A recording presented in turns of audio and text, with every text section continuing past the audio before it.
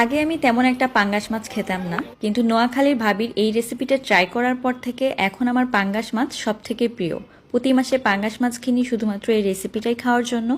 তো প্রথমে এখানে 1/4 কাপ সয়াবিন তেল দিয়ে দিয়েছি, তার মধ্যে পেঁয়াজ কুচি দিয়ে দিলাম এখানে হাফ কাপের মতো, আর তার সাথে দিয়ে দিব শুকনা মরিচ আর রসুন বাটা। অবশ্যই এগুলোকে কিন্তু শিলপাটাতে বেটে নিতে হবে।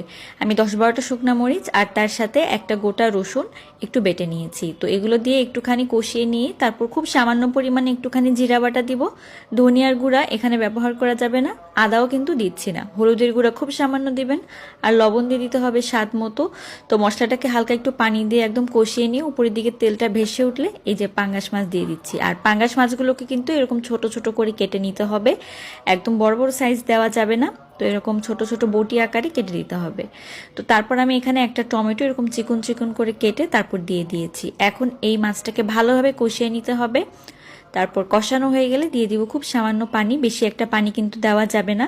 তো পানি দেওয়ার পরে আলতো হাতে মাছগুলোকে একটু নেড়ে দিতে হবে। আর এখন উপরের দিকে তেলটা ভেসে উঠলেই কিন্তু নোয়াখালীর জনপ্রিয় মাছের হাতড়া রেডি। এভাবে কিন্তু একবার রান্না করে দেখতে পারেন।